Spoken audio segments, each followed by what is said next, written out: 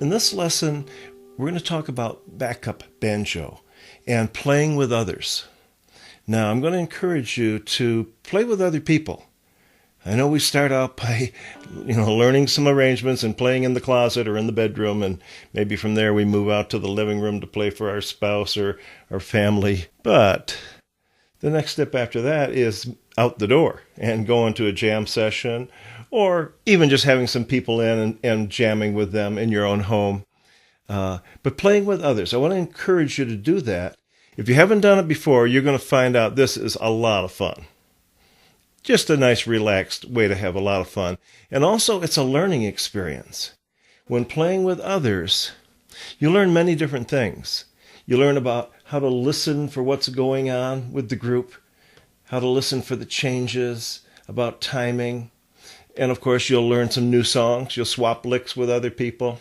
So I want to encourage you to do that. Even if you start out just with one other person, maybe a guitar player who's strumming some chords along with your playing. And then maybe he'll take some licks and you'll play some backup.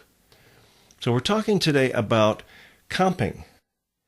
Comping means accompanying, but also comping means to complement. It's short for to complement. To complement the singer or the person who's taking the lead, not to compete with, but to complement, to make that person sound good.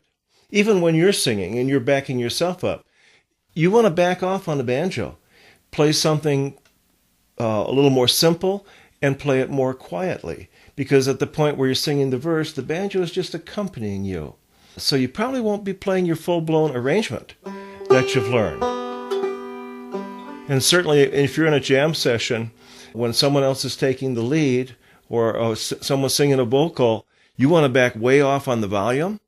And you want to play something fairly simple on the banjo. Today I want to talk about vamping, to get a nice rhythmic sound, to have control of the strings so you can dampen those strings, and movable chords to go along with that vamping. Now listen to this sound one time.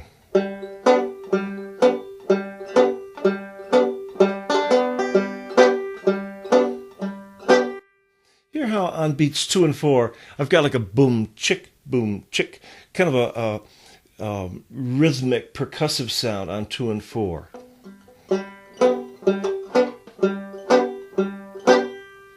How do we get that sound? Well, let's start out with our 3 basic chord forms. And these are chords that can be moved anywhere on the neck. We're just going to worry about C, D, and G, all right? G, C, and D are our 3 chords for songs in the key of G. And let's start out with the simplest one, and that would be a bar. I've diagrammed these 3 chords, and it may look like a pretty busy diagram. It is a pretty busy diagram, I guess. A lot of information there. We're just worried about the forms themselves and where to put those to get our 3 chords. You'll notice the top one is called the A form, and it's at the 2nd fret. If you just lay your index finger right across the fretboard at the 2nd fret. And for now, we're not using the 5th string. We're just worried about the first 4 strings. Sometimes you can use the 5th string, but for right now, forget about that. Just do the first 4.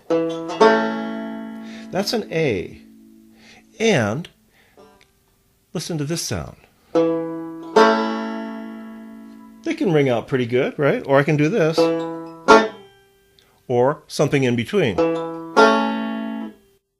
Notice, if I pinch these first 3 strings, let them ring, or I can pinch them and then at some point I can just relax my left hand. Not even take the finger off the strings, but just relax it enough to kill those strings. Listen to what happens. You can hear exactly when that happens. So with vamping, we want to try and do that right away.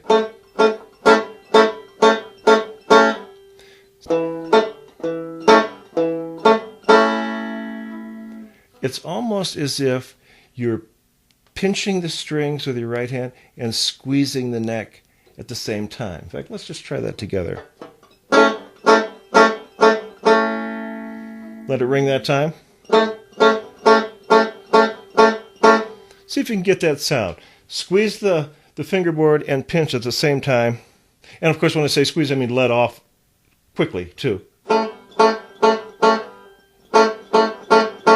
If you can get that sound, then you've got it made in terms of vamping. That's what we're after. Let's try the same thing with this A chord. I'm going to explain why this is an A chord here in just a little bit without getting into too much theory. But lay that index finger across the 2nd fret, just below the 2nd fret, of course, and do this. So we're going to let that 4th string, we're going to hit the 4th string and then pinch the first 3. Let the 4th string ring, and then pinch the others.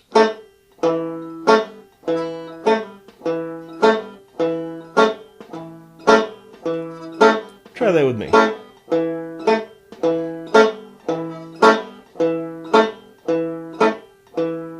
That's the basic form of vamping right there.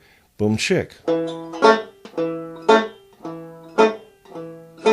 Now, we have already done the alternating thumb pinch. Let's see if we can just mix that in a little bit.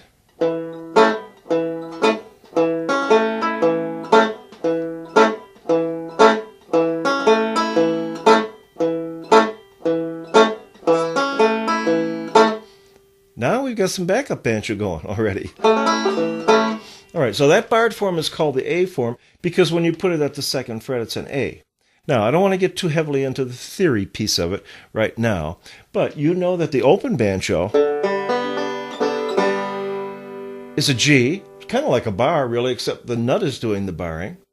And in this diagram, each one of these has one of those notes is a square box. That's the root, or the note that names the chord. For the bar form, for the A form, it's on the 3rd string. For the F form, it's on the 4th string, right underneath your ring finger. And for the D form, it's on the 2nd string, okay, underneath your middle finger. So why is this an A?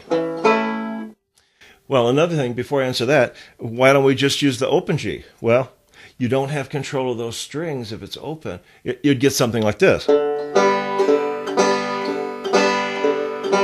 We want something a little more rhythmic and percussive, so we have to control those strings, and by controlling them, I mean fretting them. Okay, so the bar form, if this is a G, and it's good to know that G is on the 3rd string, but even if you didn't know where the root was, this is always going to be a major chord on the first 4 strings. It just depends on where we put it, the name that we call it. So this is G open. This would be A. Go another whole step up to the 4th fret. That's B. Now a half step or 1 fret up to the 5th fret. C. So for our vamping, we're going to be using this C quite a bit here. And of course, you could keep on going. D, E, F, G. Up at the 12th fret, and then from the 12th fret on up, it repeats all over again. So the 12th fret is the octave fret. That's the A form or the bar form. Practice this until you can get the sound.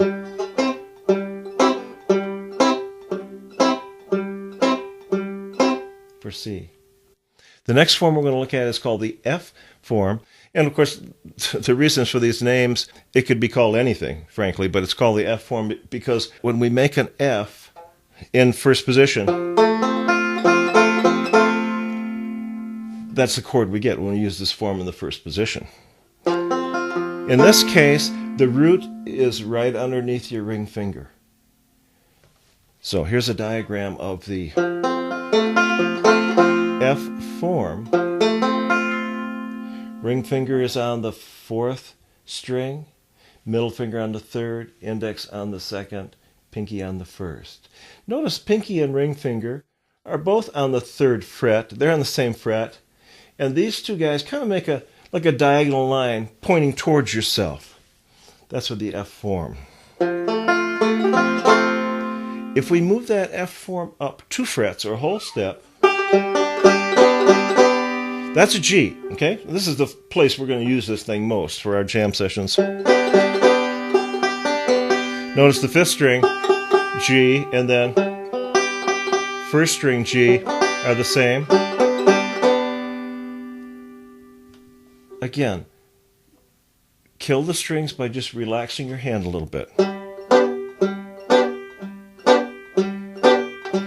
Get a nice clean sound going there.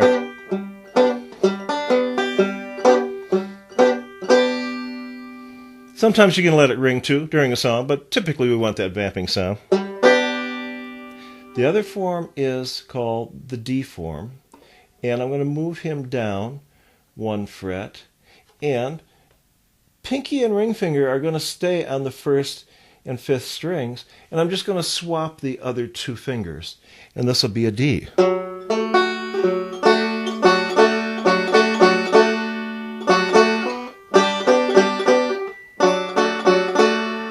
So here's the trick. You want to be able to make these chords nice and clean, and you want to be able to change between them quick enough to not interrupt the rhythm of the song. Here's a practice to do. Make that G in the F form, and just play the chord. Strum it, pick some notes, pinch, with vamping or without. Now go to the D form by moving your hand down 1 fret, keeping the pinky and ring finger in place, swapping those other 2 fingers. So I'm going to go, here's the G, go down to a D, then go back to G, go back to D. Once you can do this, try doing this in time. Do it with a metronome or just with a nice solid time. Start real slow, slow enough so that you can make the change. Make the change. Pinch a couple times, come back.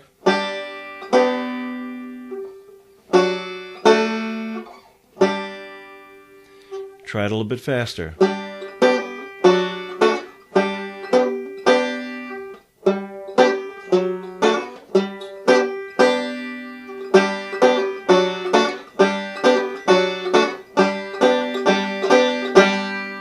And get comfortable going back and forth.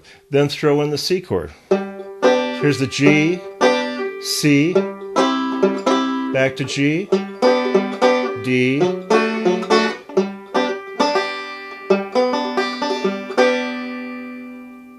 get real comfortable with those 3 forms, changing between them, doing the vamping, doing some other picks. Come time for you to take a break, you can play the arrangement that you've learned. Come time to vamp, do some vamping and changing these chords. And we're going to have some fun with some jam sessions coming up here pretty quick.